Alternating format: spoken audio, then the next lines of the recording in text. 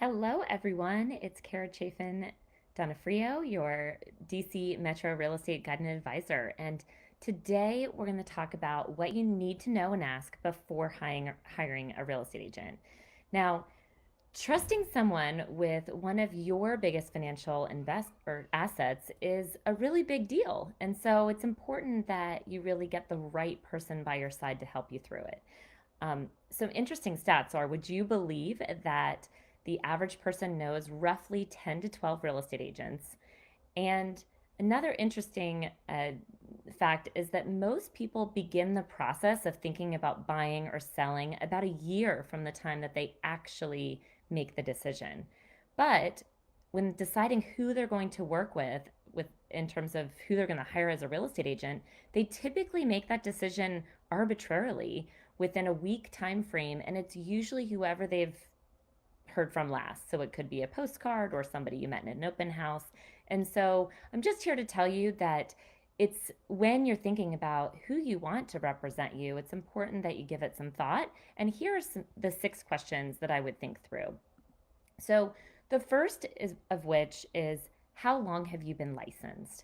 Now, while experience isn't everything, I think it's really important that the person that you're working with has been through some things before, because inevitably there will be things that come up in a transaction. I mean, I've overseen thousands of transactions and there are still things that come up. So having somebody though that has the confidence to manage difficult situations or address them as they come up is a really important piece of it.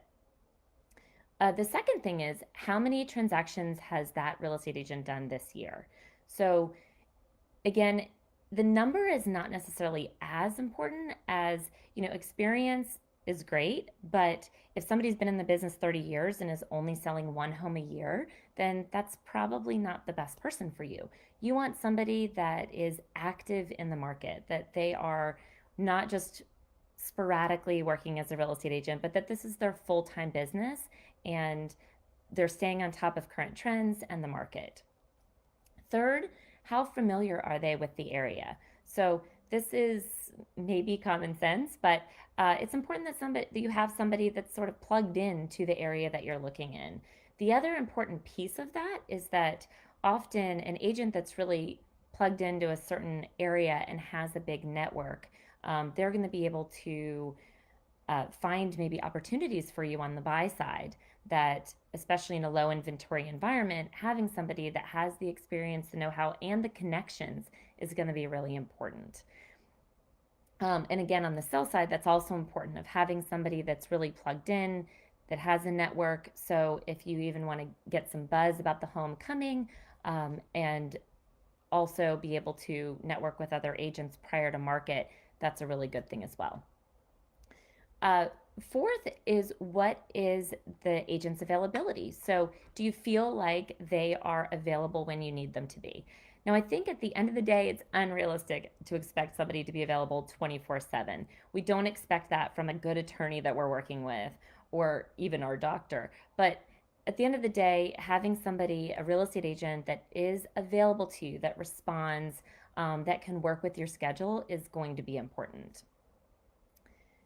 Fifth, do they seem to have your best interests in mind? So I'm always wary of an agent that, is just agreeing with everything their client says. So you need somebody that's really there to talk you through and work through the good, the bad, the ugly, and somebody that can help you think through the process, that knows how to ask really good questions to find out what it is you're truly wanting or needing, what your true goals are, and also is not going to just tell you what you want to hear, but that can tell you what you need to hear. You need somebody that can be honest with you. So, for example, I know it happens a lot of times on the listing side, where an agent will come in and they will promise the seller that they're going to get this way high price. And they're doing it to sort of win the listing. But at the end of the day, that sets everybody up for failure. So you just, again, want somebody that you feel like can be honest with you. You can have an honest, true conversation. And that really is putting your interests first.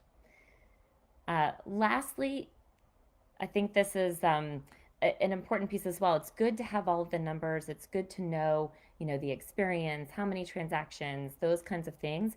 But what does your gut tell you about that agent? The end of the day, this is going to be a relationship that's over time.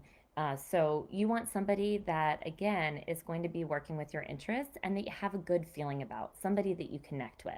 So these are just some simple questions to look for when you're thinking about who to trust. And I hope this is helpful. If you have any questions, you can for sure reach out to me. I'm always happy to help. So, with that, everybody have a wonderful day.